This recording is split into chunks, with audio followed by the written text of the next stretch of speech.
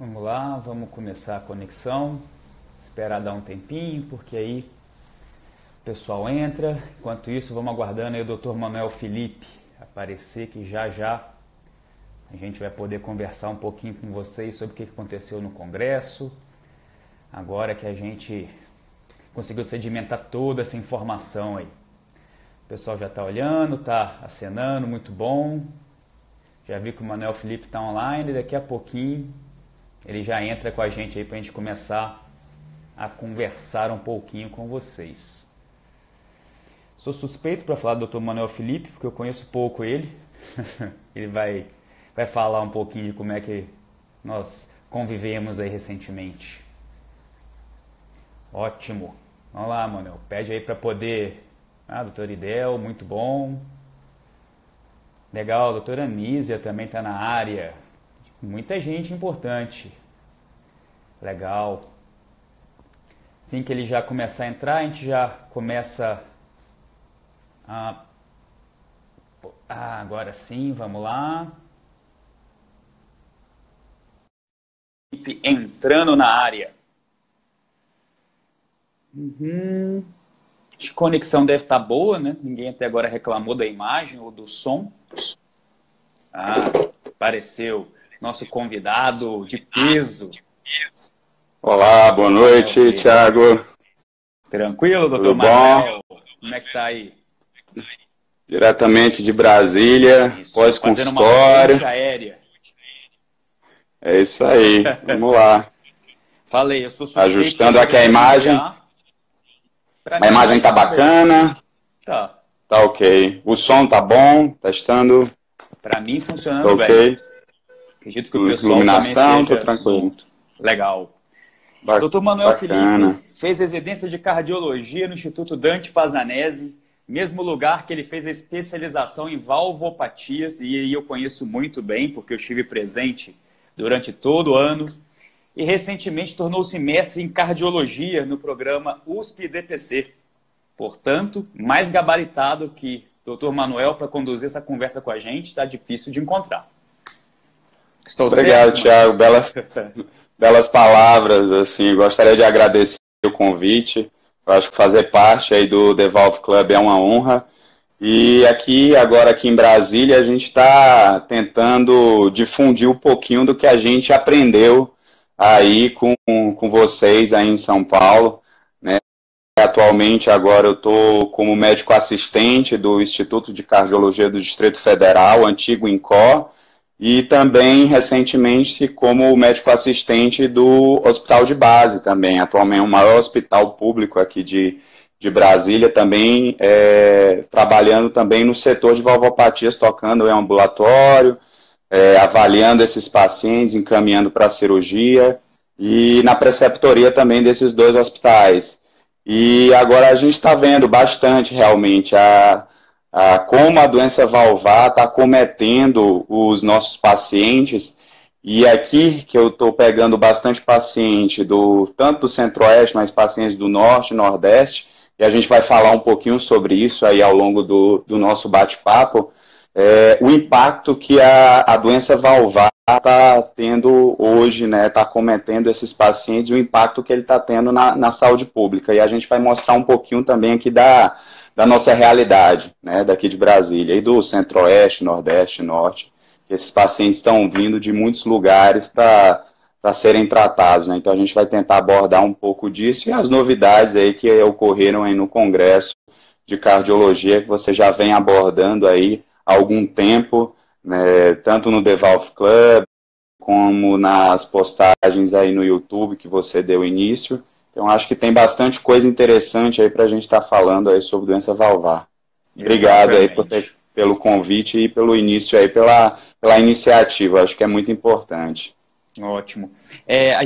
Eu planejei a gente dividir essa nossa conversa igual a gente montou no vídeo, né, dos highlights, porque já tem aproximadamente aí um mês do Congresso, deu tempo da gente sedimentar aquela informação toda, as novidades que vieram, alguns artigos que foram publicados logo em seguida daquilo ali, que começaram a discutir aqueles assuntos.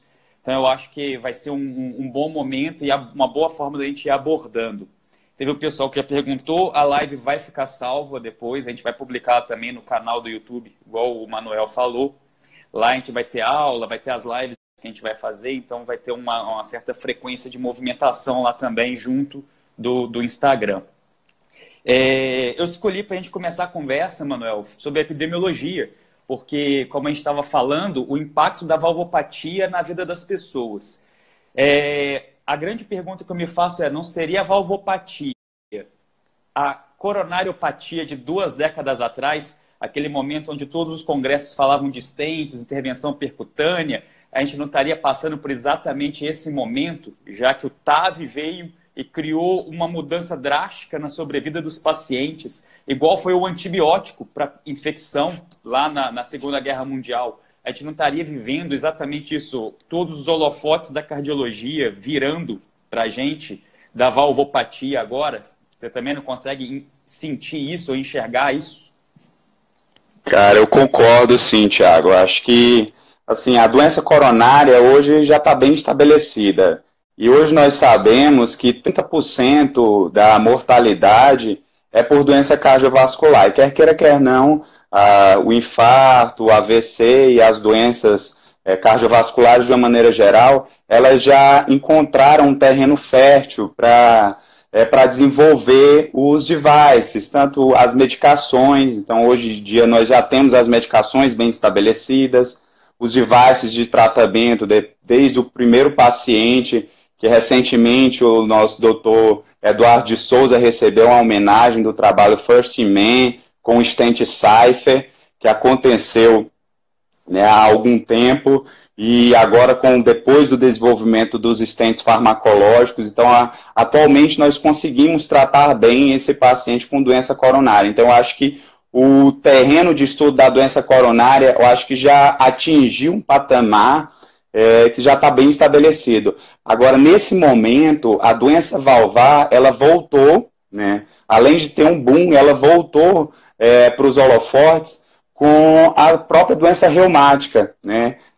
De acordo com as últimas publicações que nós tivemos, da Organização Mundial de Saúde 2018, da World Health Assembly, foi a Assembleia Mundial de Saúde, foi praticamente um chamado às armas. E recentemente, nós estivemos na SOCESP, participei de uma mesa com o Dr. Guilherme Spina, e foi abordado justamente esse tema, né, da importância da doença valvar, né, tanto no contexto da febre reumática, que está aparecendo alguns focos em países onde não havia a doença, e nós agora discutiremos o porquê disso está acontecendo. E quer queira, quer não, a estenose aórtica é a queridinha de todos nós.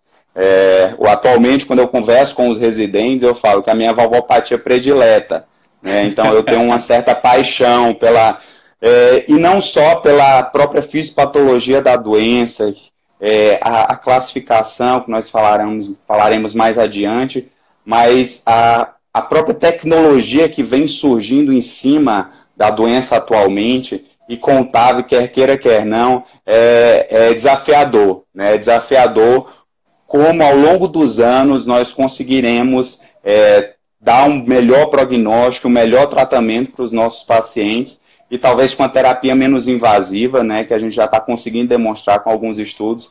Então, isso eu concordo em gênero, número e grau com a sua colocação. Acho que a doença valvar veio agora, né, para impactar, e os novos estudos e as novas colocações e os novos trabalhos, né, que estão acontecendo, acho que realmente vai chamar a atenção mais ainda, e os cardiologistas vão querer aprender, estudar e se antenar ainda mais a respeito do assunto, com certeza. Verdade, concordo. Então vamos começar falando de febre reumática, já que, além de você gostar bastante do assunto, você apresentou, estava nessa aula que você falou, inclusive a gente transmitiu aqui no Devolve Club na época, foi quando a gente começou a transmissão ao vivo do Devolve Club, foi até abrindo uma aula sua lá, que você estava na mesa com o Guilherme Spina. E o que você teria a dizer, já que você falou, tem aumentado a incidência, tem trabalho mostrando que a febre reumática está aumentando. e você consegue enxergar alguma razão nisso pelo fato de ter faltado o bezetacil durante um belo período do ano passado? Teve gente, a penicilina de forma geral, né? Então, assim, sim, eu acho que foi até... aumentou tudo. Eu acredito que sim, acho que foi uma colocação, inclusive, do Dr. Guilherme Spina, que não só agora a gente já vem diagnosticando mais, porque, inclusive, como a gente colocou, se a gente for observar os vários trabalhos que temos a respeito da febre reumática, nós vemos que no mapa publicado pelo próprio Watkins e no estudo Remedy que eles colocam, a maioria das publicações é Índia, China, Paquistão, e você inclusive colocou isso no seu vídeo do YouTube, que talvez aqui no Brasil a gente não esteja diagnosticando realmente esses pacientes. Isso é uma realidade que eu encontro inclusive aqui em Brasília, quando eu observo a quantidade de pacientes que eu pego com 20 e poucos, 30 e poucos anos, que não tinha noção da doença, do que aconteceu, e já vem com uma doença já de um grau avançado. Então, assim, existem várias situações que permeiam o porquê da doença reumática ainda está tão prevalente, né? Então, as próprias condições sociais, o bezetacil, quer queira, quer não, né, que esteve em falta, a infecção de garganta não diagnosticada, os próprios aglomerados. Então, assim, ainda tem muito para se fazer, e na própria colocação de 2018 da Organização Mundial de Saúde, eles colocam em números isso, que o custo do paciente com doença valvar reumática chega por volta de $320, né, por ano, esse custo. E se a gente fosse tratar, ou na realidade, se a gente fosse prevenir a doença, esse custo seria de $23. Seria você conseguir diagnosticar precoce uma infecção de garganta com um SUAB e aplicar um bezetacil. Então, acho que esse chamado é muito importante, da gente conseguir fazer esse rastreio, não só dos pacientes com valvopatia leve, mas dos próprios pacientes, realmente, a gente se ligar e lembrar que aquela infecção de garganta, para um paciente predisposto, pode gerar uma doença valvar grave no futuro. E quer queira, quer não, se o bezetacil não estiver disponível, novamente, como o Dr. Guilherme Spina colocou, ao longo do tempo, nós teremos uma epidemia de doença valvar, não só de doença reumática, e a população está envelhecendo. Nos próximos anos, 3% da população aqui do Brasil vai ter mais de 70 anos de idade. Então, e a porcentagem grande desses pacientes podem ter estenose aórtica. Então, se você for ver um misto de pacientes valvares nos próximos anos, que podem estar aí permeando os prontos-socorros, não só com os sintomas habituais, mas já com a doença evoluída, com a própria insuficiência cardíaca. Então, assim, eu acho que são dados muito interessantes que a gente tem a respeito agora da doença, e esse chamado das armas para você diagnosticar e prestar atenção, eu acho que é muito importante. Sim, na própria UESC teve um trabalho que foi premiado, onde um indiano fazia rastreio nos hospitais públicos lá do país dele, mandava um não médico para poder fazer o ecocardiograma de rastreio. Se preenchesse alguns critérios, esse indivíduo ele era enviado para um serviço terciário, onde ele passaria por uma avaliação aí sim de um cardiologista para ver se confirmava ou não a doença reumática.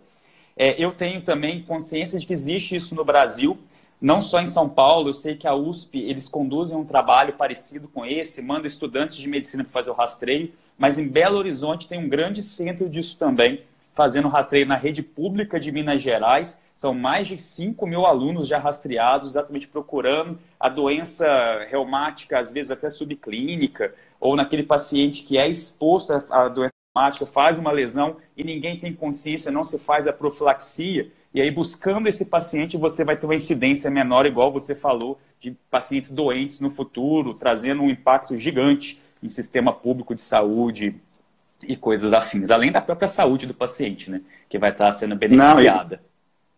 E quando você fala em profilaxia, né, é interessante que aqui eu ainda acabo pegando, né, pacientes, quando a gente vai fazer a profilaxia correta, aquele paciente que tem que tomar a benzilpenicilina 1.200.000 a cada 21 dias, E aqui eu acabo, quando eu vou receitar, agora eu estou tendo um volume de pacientes. Minha fila no hospital de base tem quase aí 600 pacientes aguardando consulta, tem pacientes aguardando há quase 2 anos consulta.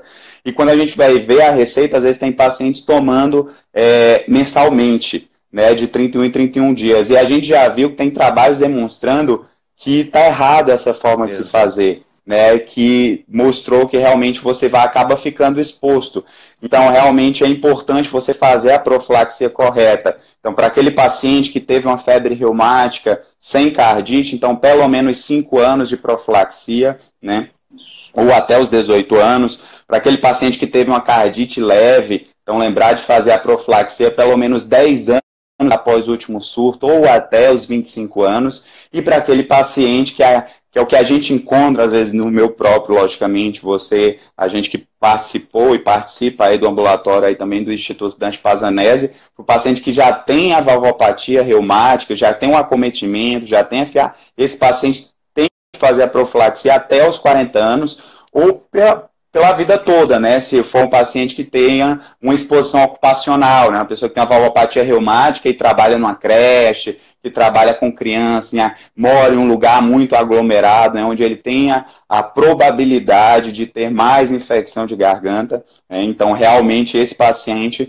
deveria estar utilizando aí a penicilina pela vida toda, né? Então, assim, são pequenos detalhes que realmente eu acho que é muita informação, não só para o clínico, para o próprio cardiologista, né? Mas eu acho que são pequenos detalhes e quando a gente fala de profilaxia, eu acho que isso tem que estar bem sedimentado, né? Eu acho que isso é muito importante, porque uma vez que você erra nesse processo, né, a gente vai colher a catástrofe mais ali na frente, né? Atualmente, a gente está vendo, com relação às vacinações, o porquê de muitos pais não quererem estar vacinando seus filhos, e a gente vê doenças que já foram erradicadas estarem ressurgindo aí na nossa comunidade, gerando algumas complicações e às vezes desfechos fatais, né? Então, realmente, eu acho que é muito importante essas colocações que a gente está fazendo nesse sentido a respeito da doença.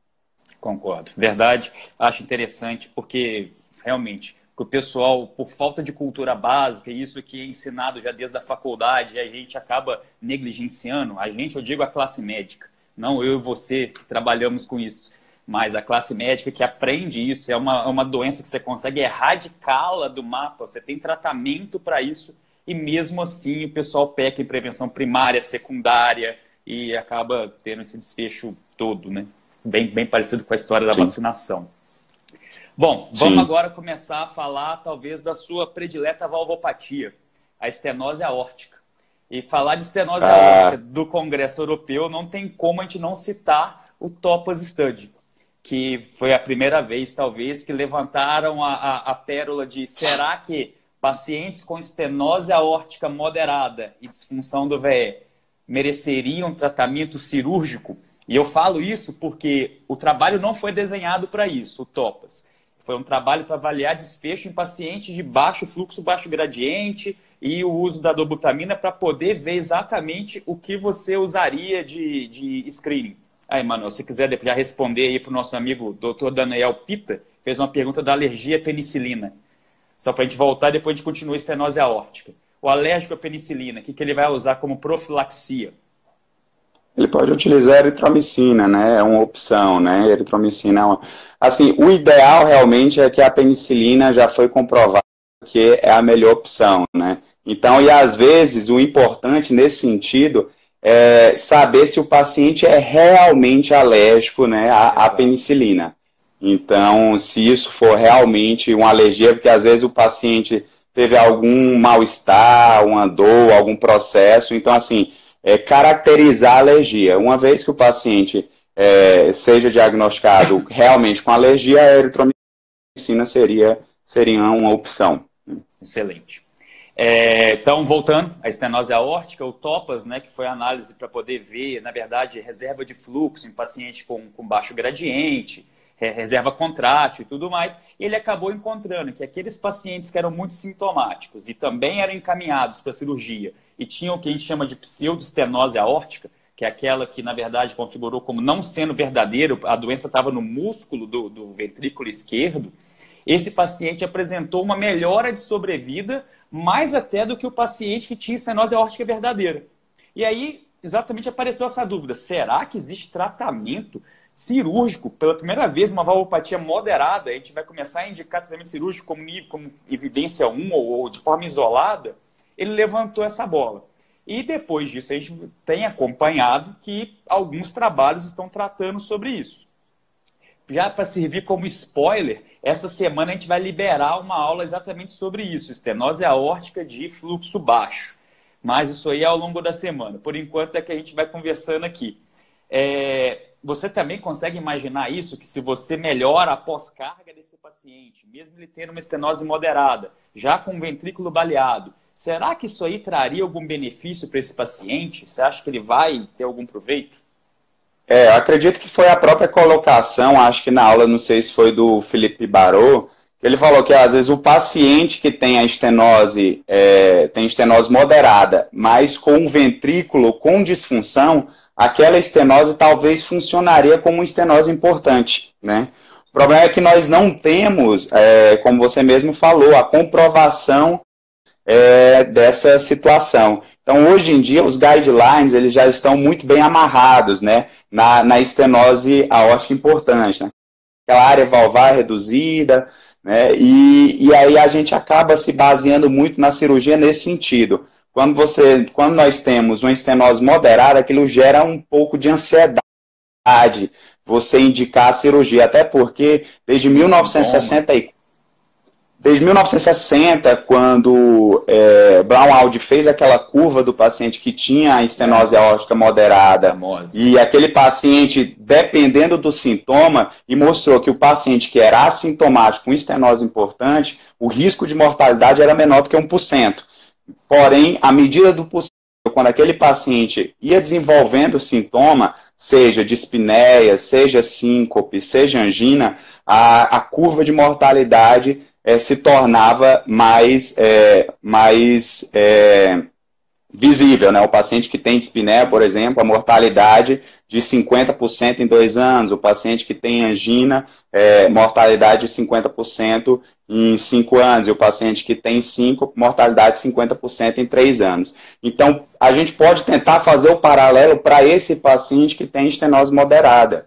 Ele tem um número ali, um número que talvez não é importante, porque não é menor do que 1 centímetro quadrado, ele não vai ter uma velocidade na via de saída acima de 4 metros por segundo, mas ele tem sintoma. E o porquê que está acontecendo esse sintoma? É pela disfunção, a disfunção foi por causa da estenose ou teve alguma motivação. Então, atualmente nós temos muitos questionamentos a respeito desse paciente. Mas acredito eu também que ao longo do tempo nós conseguiremos elucidar. E dependendo da situação, talvez eu acho que não seja um absurdo a gente pensar que esse paciente que tem uma estenose aórtica moderada, porém com sintoma e com disfunção, talvez ele se beneficie. Você diminuindo aí, abrindo a aura, você vai diminuir a pós-carga desse paciente. Então vai funcionar como um próprio tratamento das medicações que nós já utilizamos, dos vasodilatadores e tudo. Então, acho que existe alguma lógica nesse sentido, na minha opinião. Sim, e eu acho que faz um grande sentido você imaginar o processo do TAV nesse cenário. Porque a gente sabe que o TAV ele é bem menos agressivo, esse é um paciente de alto risco. Ele tem disfunção do ventrículo esquerdo, ele é muito sintomático. Muitas vezes é um paciente que tem hipertensão pulmonar. E você fazer um procedimento menos invasivo nele, você pode, talvez, agredi-lo menos e resolver o problema da pós-carga, igual você falou, trazendo um benefício quase que excelente, né, para o ventrículo dele. Logicamente, quer queira, quer não, o paciente que é sintomático, já tem disfunção ventricular, se você for fazer o STS, o Euroscore desse paciente, ele vai ter um valor elevado. Então, se tiver uma terapia menos agressiva e que tenha também pouca repercussão para esse paciente, atualmente com os devices, com os catéteres menores, com menor risco de marca-passo, de sangramento, de leak. Então, assim, com as próteses melhores, você tentar oferecer uma terapia menos invasiva, com um provável benefício que a gente ainda não sabe, porque não tem ainda trabalhos nesse sentido para responder esse questionamento, eu acho que é algo eu acho que é algo a se pensar, realmente. Legal. Falando de TAV, acho que a gente pode encarar o TAV como um tratamento já maturado atualmente, né? Quando você vai para um congresso ou vai discutir alguma coisa sobre TAV, você já não discute mais as indicações, basicamente, mas sim as complicações que nós estamos enxergando ao longo já de alguns anos que já se passaram, né? Tem uma perguntinha aí também. O strain miocárdio pode auxiliar nos casos de estenose moderada? Na definição do momento de intervenção, sim, Daniel, é verdade. O strain, embora ele seja uma medida subclínica às vezes de disfunção ventricular, quando você tem uma queda aumentada do strain, você pode sim ajudar a te indicar num paciente com estenose moderada. Se ele já tem a disfunção do ventrículo esquerdo, o strain talvez não tenha tanto valor. Mas num cenário onde você ainda tem a fração de ejeção preservada, o strain pode te ajudar sim a indicar um procedimento em um cenário como esse. Não é ainda o top one de indicação em consenso, mas eu acredito aí que nas próximas gerações de guidelines aí vai ter um peso bem maior, não só o strain, como outras medidas de disfunção subclínica que estão aparecendo por aí. Pergunta bem pertinente. A gente estava, inclusive, antes de começar a live, eu estava discutindo com o Thiago, né, a respeito. Tem até um slide do Raj Makkar, né? Eu acho que um fenômeno atualmente hoje do tratamento intervencionista de estenose aórtica e doença valvar. E a gente estava comentando justamente isso. E na própria apresentação dele, ele cita um paciente que tinha fração de ejeção preservada, mas o strain global já estava abaixo de 15%, né? Estava 12%, 13%, mostrando realmente que já tem algum acometimento, que é aquele ventrículo. E pela própria fisiopatologia da estenose aórtica, a gente sabe que o processo se inicia com a disfunção diastólica. E a disfunção sistólica é a fase final. E na própria disfunção diastólica, você vai ter uma hipertrofia, essa hipertrofia vai gerar um ventrículo pequeno, e esse ventrículo pequeno, em algum momento, pode gerar um débito pequeno, um stroke volume abaixo de 35, que seria aquele paciente, talvez, lá do D3, como a gente já citou realmente também, o Thiago citou na própria aula que tá no YouTube, realmente o D3 seria uma evolução, talvez um ventrículo pequeno que não está conseguindo gerar um gradiente, né, que seria o paciente lá, o paradoxal, low flow, low grade, mas com fração de ejeção preservada. E aí nesses pacientes, talvez, se a gente for realizar o strain, talvez o strain já esteja realmente alterado, já numa fase evolutiva da doença. Não sei se o Thiago concorda com essa minha colocação. Concordo com a pessoa que falou. Realmente pode ser um grande divisor de águas. Podemos chegar no momento onde a gente vai olhar muito mais para o strain do que para a fração de ejeção, buscando abordar o paciente bem antes de uma repercussão maior. Quer queira, quer não, fração de ejeção é uma mínima parte da avaliação da função ventricular. Isso, e quando a gente avalia, é uma divisão de volumes. Então, a gente acaba se confundindo, quer queira, quer não, no paciente, por exemplo, com insuficiência mitral. Quando você está ainda na fase evolutiva da doença, também o Brown descreve isso perfeitamente. Eu gosto muito de falar isso para os meus alunos, quando você pega num momento onde o ventrículo ele ainda tem contratilidade, você tem um volume diastólico final muito alto, ele consegue ejetar e ainda ficar com pouco volume, e você vai ter uma fração de ejeção incrivelmente de 85%. E para o cardiologista desavisado, ele vai falar, não, você está muito bem, você está ótimo, sua fração de ejeção está subindo, quando na realidade ele vai chegar lá no alto em algum momento e depois ele vai cair. É nesse sentido que a gente passa a operar os pacientes com IM, com uma fração de ejeção preservada de 60 para o assintomático e um diâmetro sistólico final de 40, que também está dentro do limite, justamente por causa desse raciocínio. Então, nesse sentido, a fração de ejeção é só um pedacinho da avaliação do ventrículo. A gente tem vários outros métodos aí que a gente pode estar se cercando. E o strain, quer queira, quer não, eu acho que é algo que veio para ficar. Ele só precisa ser incluído no SUS ao longo do tempo, né? Eu acho que essa é uma briga ainda, que é um exame que demanda um pouco de trabalho, de dedicação, e ainda não tá no rol aí, acaba não sendo feito realmente também por causa desses problemas realmente aí, logísticos, né, de inclusão de exames, né?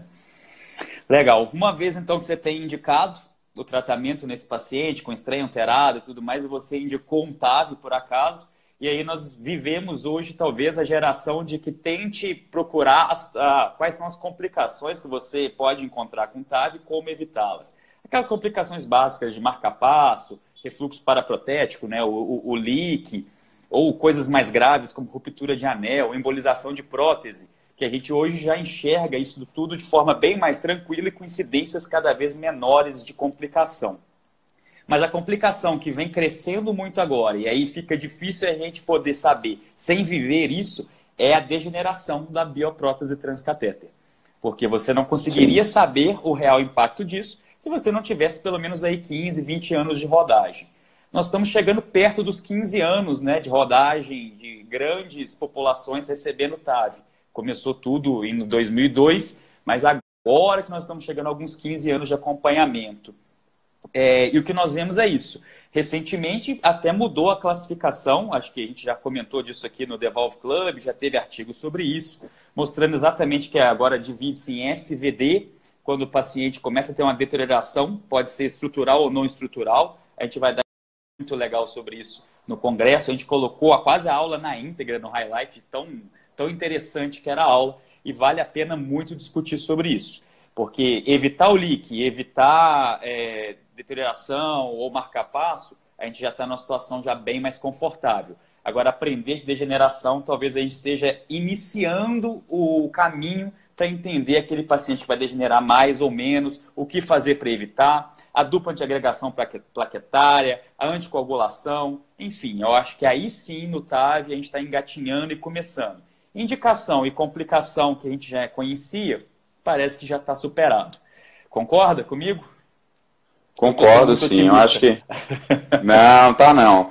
Mas é como você falou ainda, é uma terapia comparada à cirurgia, quer queira, quer não, é uma terapia jovem, né? Então, assim, mas muito se evoluiu em um pequeno espaço de tempo. E atualmente nós temos realmente, com as próteses novas, né? Sapien 3, a própria Corvalve. Então, assim, nós temos próteses hoje com o perfil menor, aplicabilidade melhor, a própria entrega mais fácil.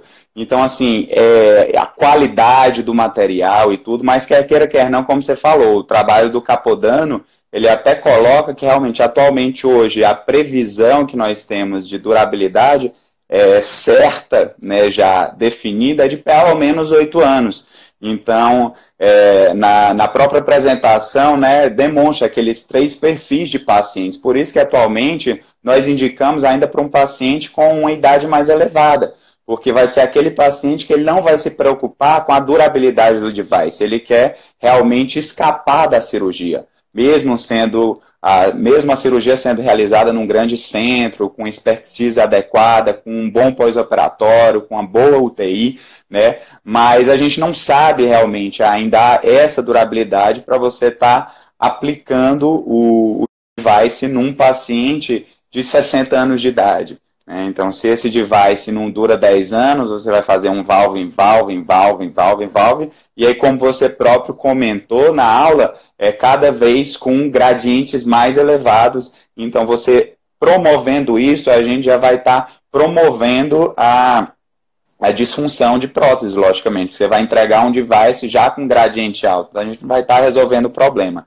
Então, a não ser que nós tenhamos ao longo do tempo um device aí com a durabilidade maior realmente, que isso eu acho que é o desejo de todos nós, mas até lá, realmente, eu acho que a gente vai ter que aguardar os resultados aí dos próximos estudos de durabilidade. Mas como você falou, qualidade, atualmente, os próprios materiais já estão bem definidos para uma parcela da população, realmente.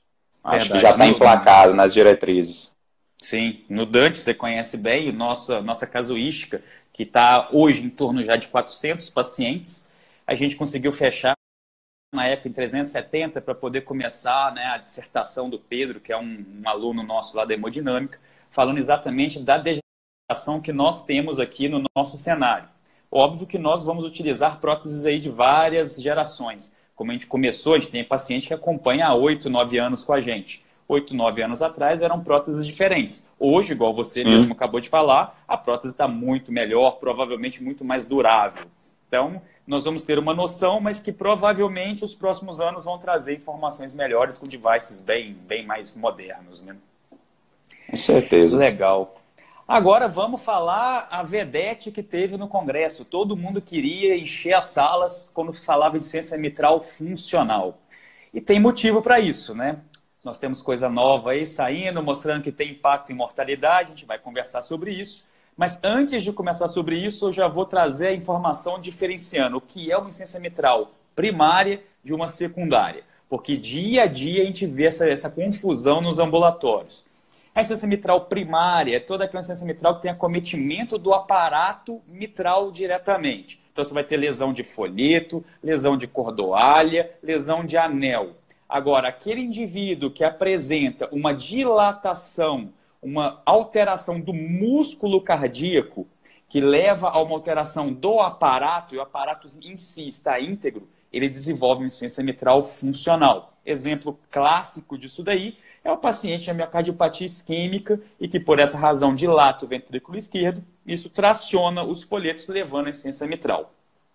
A grande questão disso é que nós utilizamos um método ecocardiográfico para poder graduar esses pacientes. Então, para poder saber se ele tem um refluxo discreto, moderado ou importante, eu observo o tanto de sangue que volta pela válvula mitral, através de um método chamado PISA. E esse método, ele usa a calota que se forma em cima do refluxo. Quando você tem um refluxo, uma insuficiência mitral funcional, você tem uma tração dos folhetos, essa calota não é circular, ela se forma de forma elíptica. Então você acaba calculando um valor de Ero menor do que pode ser que esteja acontecendo. E isso, alguns anos atrás, deu uma grande confusão na cabeça de todo mundo, só que o pessoal viu que não tinha tanto impacto em sobrevida nesses pacientes. E aí definiu-se, 0,4 seria o ponto de corte do Ero. Vamos ver agora alguns trabalhos depois do COAPT e do MITRA-FR, trazendo uma nova ideia para a gente de valores de Ero. E a gente vai falar. Só que para poder chegar nisso, seria bom entender a diferença entre o COAPT e o MITRA-FR. Eu acho que é o que está fazendo mais discussão dentro da cardiologia intervencionista, a aplicabilidade do MitraClip no paciente com insuficiência mitral funcional, já que a gente não via isso antes, não tinha impacto nenhum. E o COAPT trouxe. O que você teria a dizer sobre o ventrículo do paciente do COAPT de ser diferente do MITRA-FR? Eu acho que isso daí realmente foi uma colocação no próprio ESC que gerou realmente uma certa dúvida, né, do paciente do MITRA-FR, que acabou não se beneficiando, né, do MitraClip, que ele não melhorou. Porém, esses pacientes, tanto do MITRA-FR quanto do COAPT, eram pacientes que eles, como você falou, eles eram pacientes diferentes, né? O paciente do MITRA-FR era um paciente que ele tinha uma regurgitação menor, né? Porém, e um ventrículo mais dilatado, né? E aí que é o que eles até colocaram como uma regurgitação proporcional, né? Aquela regurgitação era proporcional ao tamanho do ventrículo. Já o COAPT demonstrou pacientes com regurgitações de moderada a importante, não eram regurgitações mais graves, né? E em ventrículos menos dilatados, menos complacentes. Então, esses pacientes foram classificados como uma regurgitação desproporcional. E aí vem o questionamento, talvez os pacientes do COAPT, eles tenham se beneficiado mais justamente por terem essa regurgitação desproporcional. E os pacientes do MITRA-FR, né, não tenham se beneficiado do tratamento como foram mostrados os resultados, porque a regurgitação já era num ventrículo que era complacente. Eles até questionaram alguma coisa sobre a habilidade técnica de realização, mas isso que eu acabei de falar não é comprovado. Realmente a gente está apenas elucubrando que essa seja realmente uma das motivações. E eu acho que para tirar a dúvida, eu inclusive escrevi, gostaria de agradecer a doutora Auristela, né, a nossa chefe do ambulatório de valvopatias, que tanto nos ensinou, me convidou nesse período aí do ano passado a escrever o capítulo de insuficiência mitral, e a gente coloca realmente a gente aborda sobre sobre a insuficiência mitral secundária, né, ou funcional, fala a respeito atualmente nos guidelines, né, que é a indicação, como ficou essa dúvida do MitraFR e do COAPT, ainda continua como 2B a indicação, e aí está vindo agora, né, o Reshape, que é um trabalho aí que a gente fala a nega, né, para poder tirar a dúvida aí para decidir, né, para decidir o melhor de três, né, realmente, eu quase que coloco com essas palavras, né, um disse uma coisa, outro falou outra, e agora vem o Reshape aí para definir aí, para tentar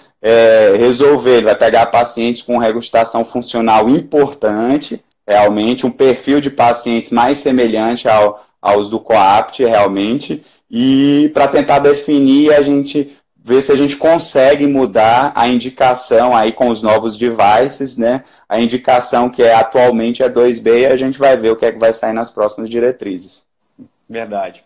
Igual você falou, eu acho que como a gente está começando a ter um monte de device diferente para atuar nesse tipo de patologia, nós estamos descobrindo que essa patologia ela tem vários mecanismos.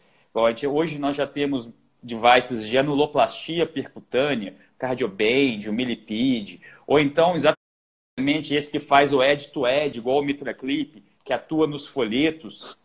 E aí veio essa nova classificação que agora parece que vai embalar e pode ser que a gente encontre no próximo guideline, né? Onde você coloca o ponto de corte agora do Aero em 0,3 e você dá mais atenção ao volume regurgitante. Se você tem um indivíduo com volume regurgitante passando de 45, ele já começa a chamar a atenção. O grande Getúlio aí, tem tempo que eu não vejo. Getúlio. Abraço, Getúlio. E aí o paciente que passaria de 45, ele parece ser o paciente que pode ser que tenha a insuficiência mitral desproporcional. E nesse cenário, talvez tivesse indicação de intervir nele, igual a gente estava imaginando com o MitraClip. Você tirando dele a regurgitação, ele deve evoluir melhor do que aquele paciente que já tem um ventrículo já mais baleado, vamos dizer assim. Então, pode ser que agora, na próxima diretriz, a gente encontre um ponto de corte diário de 0,3 e um volume regurgitante de 45. E acima disso, você tem indicação de intervenção nesse grupo de pacientes. Obviamente, isso ainda vai precisar de um pouco mais de caminhada. Mas a tendência que nós estamos sentindo com os artigos saindo agora, com o MitraFR, com o COAPT e o Reshape que estão por vir, talvez a gente tenha uma nova classificação de insuficiência mitral aí nos próximos 2 anos no máximo, mudando um pouco a nossa conduta, que estava sedimentada já há quase 7 anos, né? E é um questionamento que eu tenho todo dia, né? Os residentes, eles questionam se a doença valvar, ela até hoje já está bem comprovada, que o prognóstico dela não é modificado com o uso de medicação, por que a gente não começa a operar esses pacientes de maneira mais precoce? E aí a explicação que eu sempre dou é sempre uma explicação matemática. Como o próprio Braunwald colocou, aquele paciente que tem o paciente que tem uma estenose, um exemplo, uma estenose aórtica importante, e assintomático, o risco de morte súbita é menor do que 1%. Se você for fazer o Euroscore desse paciente nos melhores centros, a mortalidade é de 3 a 4%. Então, você coloca numa balança, não faz sentido eu operar esse paciente. Isso vale também para as outras valvopatias. Mas talvez, com devices e tratamentos menos invasivos, a gente tenha menos medo, né, de começar a abordar esses pacientes de maneira mais precoce, já que atualmente nós já conhecemos como é que é a evolução na própria insuficiência mitral. Hoje eu vejo, às vezes tem um paciente que está assintomático e ele está lá, fração de ejeção já chegou a 80 e atualmente está 63. Diâmetro sistólico final está 39. E aí eu falo, não, ele é assintomático, ele não tem fração de... O guideline não deixa eu operar esse paciente, porque a fração de ejeção dele não é 60, ele não está no limite, o diâmetro sistólico final não chegou a 40, né, o átrio não está lá com 60 ml por metro quadrado indexado, né, ainda está 58, mas eu sei que ele está nessa evolução, porque eu já vi a fração de ejeção dele crescer, e eu sei que mais 1 ou 2 anos ele vai estar diminuindo. Mas realmente é um questionamento que é válido, até porque você operar a mitral e colocar uma prótese não isenta esse paciente de evoluir com disfunção ao longo do tempo, quer queira, quer não, que o processo de contratilidade necessita do próprio aparato valvar para que ele funcione de maneira adequada. Então, realmente é uma dúvida, mas se a gente tiver realmente um dispositivo, né, menos invasivo e tudo, talvez eu acho que essa abordagem mais precoce, ou pelo menos limiar, quando a gente tem dúvida, ela chegue de maneira mais rápida para esse paciente. Uma pergunta aí do Pedro. Há algo novo em relação aos DOACs para o uso de prótese mecânica? Pode responder, Thiago, para ele? Posso, claro. Seguinte, atualmente, qualquer tipo de DOAC que você tem contraindicação formal em pacientes com próteses mecânicas, ok? A expressão 3, isso, né? Exato. É uma das poucas coisas que está contraindicado você utilizar. Existem alguns ensaios de alguns tipos de DOACs tentando ser provados ainda, mas nós não temos nenhum resultado positivo, nada que seja interessante. Teve agora, recentemente, aí uma live do Cardiopaper falando sobre isso com o Dr. Renato lá nos Estados Unidos, onde ele levantou aí alguns spoilers nesse cenário. Aí, a ideal, quem mais entende de angulação aqui, que a gente pode falar, acabou de opinar. Doutor Idel... Prazer inenarrável, né? Ter a participação da doutora Idel. Agora sim, essa live ganhou peso de responsabilidade master aqui. Que agora tivemos participação de peso. Mas realmente não tem, existem alguns trabalhos, mas até agora 3 não pode fazer, contraindicado, aumenta risco de sangramento, mortalidade e tudo mais. Então, por enquanto, DOAC em prótese mecânica não dá para usar. Não pode. Exato. Dando seguimento, então, à nossa listinha de assuntos, valeu, Pedrão, que a gente vai abordar. Agora a gente vai falar um pouquinho de tricúspide. Exatamente. Eu acabei de falar e acabaram de me perguntar da válvula tricúspide. A gente vai começar a falar dela agora. A esquecida, né? A esquecida, the forgotten valve. A esquecida. É o seguinte, a abordagem isolada de doença tricúspide funcional, ela não traz benefício de sobrevida. Como que eu posso te falar isso? Pegaram um grupo de pacientes e deram tratamento clínico otimizado. Pegaram um grupo de pacientes e deram tratamento clínico otimizado mais cirurgia de reparo valvar tricúspide, na tricúspide funcional. E viu que os 2 grupos morriam iguais. Se os 2 grupos morrem iguais, não há benefício de você intervir e colocar esse paciente exposto a um procedimento cirúrgico. Eu falo isso para tricúspide isolado de etiologia funcional. Se você tem uma etiologia primária, uma ruptura de corda por causa de um trauma torácico, e aí você tem uma IT primária. Ou você tem uma IT por endocardite. Esse é um outro cenário. Você vai abordar de forma isolada, vai operar o seu paciente, porque isso aí melhora a sobrevida.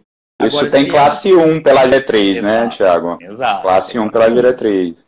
É bem estabelecido. Agora, se é uma etiologia funcional, é um paciente com fibrilação atrial de longa data, portanto, alargou o anel, e agora chegou com uma IT importante, sintomática, a princípio, você não deveria intervir nesse paciente. Se ele é muito sintomático, refratário ao tratamento clínico, você poderia pensar em intervir nele, mas o nível de evidência não é bom, a indicação é 2B. Ou seja, 2B. a maioria acha que não deveria intervir. Então, provavelmente, você não teria indicação de intervenção numa tricúspide funcional isolada.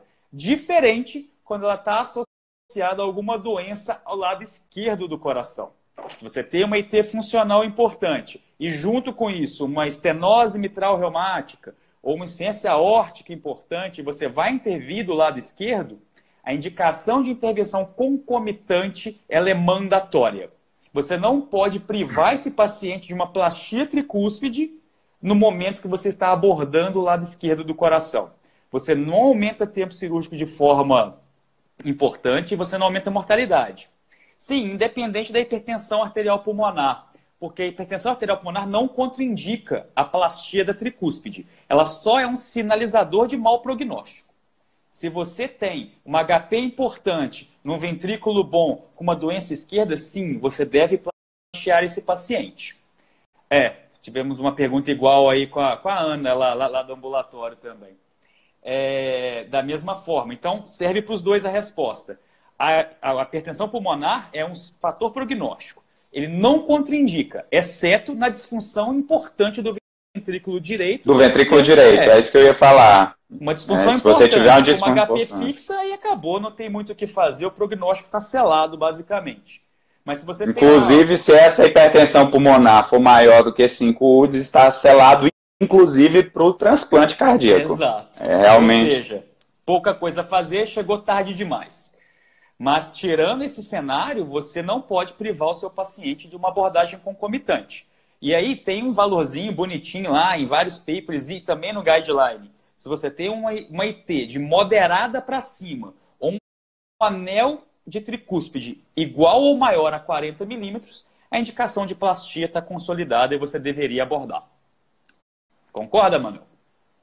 Não, concordo, excelente, Thiago. Acho que realmente a tricúspide sempre foi a nossa angústia nos valve clinics da sexta-feira.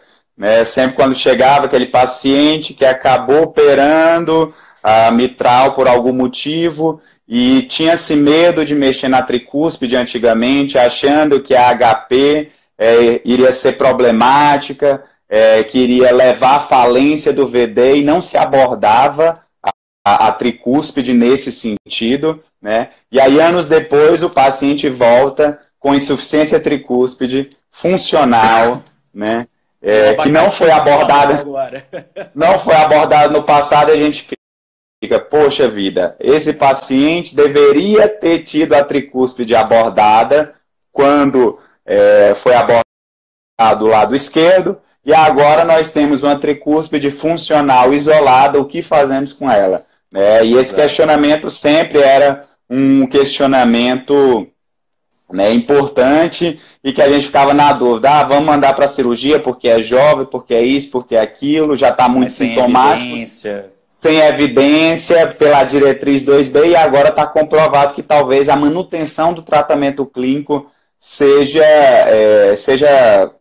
não tenha diferença. Mas acredito eu que talvez com também o desenvolvimento dos devices e você conseguir abordar esse paciente de maneira menos invasiva, não colocando esse paciente sob o efeito do risco cirúrgico, da SEC, da própria abordagem, talvez a gente consiga de algum modo demonstrar, né, um resultado ao longo do tempo, mas essa resposta nós ainda não temos, né? Assim, a última que nós tivemos realmente é que não tem diferença, mas como a medicina ela é dinâmica e ela é mutável, até ontem, durante quase 10 anos, o AS na prevenção primária se utilizar, agora saiu o ARAI e o ASCEND demonstrando realmente que não tem diferença para aqueles pacientes, você vai individualizar. Então, hoje o que nós sabemos a respeito de doença valvar, nos próximos 10 anos, talvez nós estejamos fazendo uma nova live e desmentindo tudo que a gente está... Pedindo quase que desculpa. Quase que desculpa, né, e desmentindo tudo isso que nós estamos falando hoje, né? Acredito que não, acho que muita coisa já está bem sedimentada, mas eu acho que ainda tem mais coisa aí por vir, principalmente sobre tricúspide, né, e sobre as insuficiências, né, as regurgitações e a insuficiência funcional, né, seja da mitral, seja da tricúspide. Eu acho que tem coisas novas aí chegando, devices, né, o próprio milipide aí que está em desenvolvimento, né, com um desenho aí do próprio device, né, então a gente está aguardando aí essas novidades, a gente vai estar aí antenado e ávido, porque pelo conhecimento que estiver surgindo aí para a gente estar comentando, né? Não só no The Valve Club. Eu acho que essa primeira live aqui, eu acho que foi só uma pitadinha aí do que tem de coisa nova aí para a gente estar falando. A Ana fez uma pergunta antes aí para a gente sobre quando vai refazer uma plastia tricúspide, e eu vou aproveitar e vou responder junto essa pergunta que veio agora, com IT importante e HP importante. A grande questão é que muitas das vezes a indicação de plastia da tricúspide ela é com prótese, é um anel fixo ou semi-rígido. E nós não de Carpentier, isso, né? Exato. A gente não vê isso no nosso cenário atual, porque é caro, eu entendo, um anel desse custa o preço de uma prótese, sistema público de saúde não consegue comprar. A questão é que ser feita uma plastia, que seria com a técnica de Devega modificada, que a gente sabe que existem algumas ressalvas para isso, e aí na evolução, às vezes essa plastia não fica com um bom resultado. A impressão que nós temos é que quando você utiliza o material adequado, esse anel de Carpentier bem posicionado, com o tamanho ainda do anel adequado, você não costuma ter recorrência dessa insuficiência tricúspide feito a plastia. Se tiver recorrência, sim, você tem indicação de uma nova plastia, ok? Para você poder indicar uma troca valvar especificamente, você tem que ter um acometimento muito mais importante desse aparato tricúspide para você imaginar que você não precise muito dele e vai trocar por uma prótese, no caso biológico, prótese mecânica em posição tricúspide é mais complicado. A mesma coisa em relação à hipertensão pulmonar. Se você vai colocar um anel rígido nesse local, ou semi-rígido, mesmo com hipertensão pulmonar, você imagina que você vai ter uma patência adequada dessa válvula tricúspide. Então, se você não existe um número mágico, depois de 3, 4 vezes que fez plastia, não vou mais fazer plastia, mas se você utilizar o material adequado, como é a indicação, quando você lê em guideline, ninguém manda fazer Devega modificado ou só Devega. Pessoal, a indicação é clássica, é plastia com anel. Plastia com anel, o resultado ele é muito melhor do que plastia sem anel. A Ana até se assustou agora, porque talvez a gente tenha abordado um assunto polêmico, mas nós temos que abordar. A plastia tinha que ser feita com anel, não tem muito como escapar, e a hipertensão pulmonar é o mesmo cenário, Claudito. A gente iria utilizar isso daí com o material adequado, mesmo com hipertensão pulmonar, iria correr tudo bem no pós-operatório desse paciente.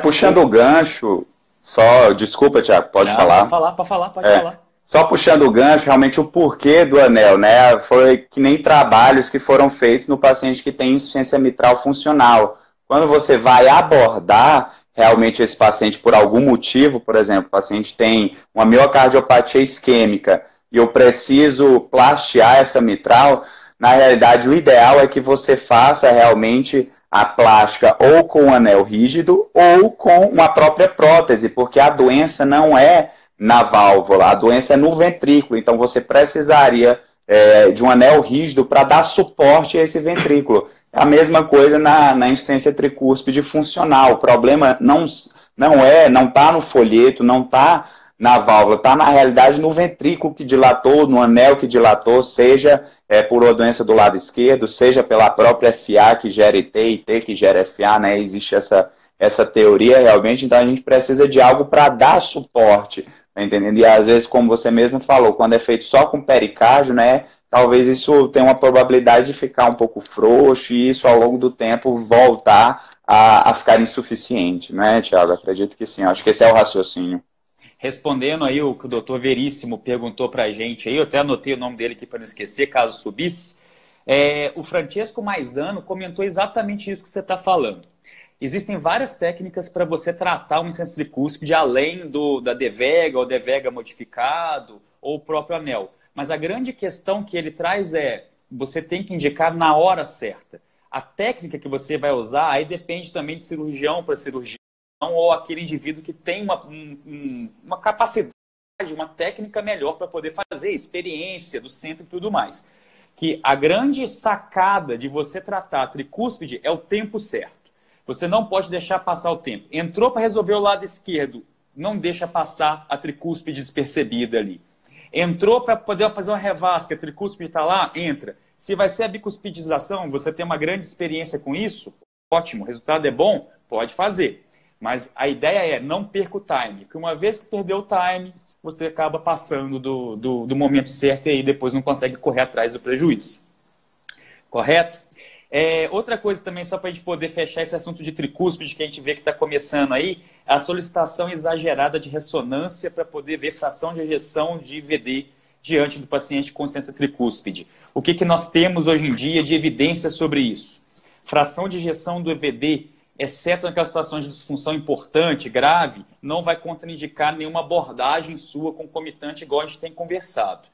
Então, você fez um ecocardiograma com um cara que é da sua confiança, é um médico bom, é um aparelho bom, e deu ali que a disfunção secreta. Você não precisa gastar a verba, dinheiro, ou até mesmo expor o paciente ao risco para uma ressonância, porque não vai trazer nenhuma informação a mais. Exceto naqueles cenários que você imagina que você vai contraindicar um procedimento, é uma disfunção importante. Tudo bem, você faz, é um método padrão ouro para ver a avaliação da função do VD, mas a gente tem começado a viver um cenário onde todo mundo pede ressonância de coração para todo lado. E a ideia talvez não seja bem isso, a gente tem que ir um pouco mais devagar, porque nem toda tecnologia vai trazer. Por alguma razão derrubaram a gente e não querem deixar eu me despedir do Manuel. Isso é quase um absurdo. Vou esperar o Manuel voltar aí. Que aí pelo menos a gente despede dele, né, com alguma definição. Graças a Deus já deu para discutir quase tudo. Mas agora a gente está voltando aí. Ótimo, Manuel voltando. Aguardando ele voltar. Um absurdo cortarem o Dr. Manuel dessa forma. Vou ter que ser obrigado a ligar. Derrubaram a gente, não vão nem deixar a gente terminar a conversa. Ó, o Bruno, 1 hora de duração, eu acho. Ah, então é pessoal, né? Deu 1 hora. O Instagram não quer deixar a gente falar mais. Não, beleza, eu acho que é isso. Não, até porque conseguimos completar nosso checklist inteiro. A gente conseguiu chegar até o fim da nossa lista. Só faltava despedir e agradecer, que foi fantástico a nossa primeira live do Devolve Club dessa forma. A nossa ideia é que a gente faça isso com mais frequência. Estamos nos organizando para trazer alguns assuntos interessantes para vocês, assuntos que ainda são polêmicos e algumas coisas mais gerais também. Óbvio, se vocês quiserem discutir alguma coisa especificamente, manda para a gente. Pode mandar a pergunta, a gente monta uma... Valeu, abnegados. A gente monta uma programação exatamente para isso. Mas aí, esse vídeo vai ficar aí no History, a gente vai tentar salvar ele. Ele também vai virar podcast. Então vai dar para vocês ouvirem depois, quando quiser, com mais tempo e poder discutir. Foi um grande prazer ter o Manuel aqui. Conseguimos trazer ele de Brasília aqui para poder interagir com a gente aqui nas redes sociais. Esperamos ter mais vezes. Essa semana vocês já podem acompanhar que já vai começar a ter aula de novo no sistema. A gente vai discutir de estenose aórtica. Espera aí que tem mais uma perguntinha aparecendo aqui. Ele está falando exatamente o que nós tínhamos falado. Ele concordou com a gente. A Paty aí faz parte do nosso grupo de abnegados. Também está dando um olá para todo mundo. E foi bom, cara. Acho que foi uma live que começamos a entender isso daí melhor e podemos discutir uns assuntos bem interessantes, né? Sim. Gostaria aí de agradecer, Thiago. Acho que é uma oportunidade incrível. Eu acho que a cada dia a gente está aprendendo mais e mais, né? Então, assim, foi brilhante o Congresso Europeu. Nesse ano eu não fui no ano passado, que foi o Congresso em Munique, na Alemanha. Esse ano que foi em Paris, eu não pude estar, mas próximo ano, com certeza, acho que a gente tem que combinar de ir lá para Amsterdã. Eu acho que para estar fazendo essas lives ao vivo e comentando, eu acho que tem muito tem muito por vir aí de doença valvar. Eu acho que doença valvar, agora eu acredito que é a menina dos olhos, eu acho, dentro da cardiologia. Então, assim, tem muita coisa, muitos trabalhos surgindo. Eu acho que realmente essa proposta, realmente gostaria, apesar de eu fazer parte, gostaria de te parabenizar. Você é o idealizador do Devolve Club, então eu acho que isso é uma proposta incrível, assim, me sinto muito honrado. Eu acho que a cada dia eu acho que a gente tem muita coisa para melhorar realmente e nada melhor do que compartilhar conhecimento. Eu acho que é algo que se multiplica ao ser compartilhado. Eu acho que é o conhecimento. Eu acho que hoje eu acho que foi sensacional e que venham novas lives e que o Instagram permita que a gente fale mais e não nos derrube. Exato, a gente vai mandar um requerimento para esticar um pouquinho para a gente. Bruno, verdade, né? Talvez a gente tenha uma formação num serviço onde o medo da hipertensão pulmonar, ele transita ali na UTI de pós-operatório. Mas não precisa ter tanto medo, não prive o seu paciente de fazer uma plaquia no momento certo. Sugeriria o tema, paciente com aneurisma de aorta, indicação de troca de aorta que tem válvula bicúspide, não funcionante. Legal, a gente comentou alguma coisinha sobre isso já no próprio site do Devolve Club, de cirurgia combinada, quando que vai preservar ou não a válvula aórtica. mas a gente pode falar alguma coisa específica também de bicúspide. Acho que é interessante. Inclusive, eu tenho um paciente assim no consultório, 30 e poucos anos, tá com aneurisma de aorta, a válvula, tem uma válvula bicúspide, que é normofuncionante, e realmente ele participa da decisão, e ele vai prestar um concurso, e quer ser militar, e eventualmente um paciente jovem, que vai colocar uma prótese, teoricamente colocaria uma mecânica, e isso atrapalharia a vida dele realmente, se ele fosse militar, estivesse sob risco, estivesse tomando anticoagulante. Então, realmente é um questionamento.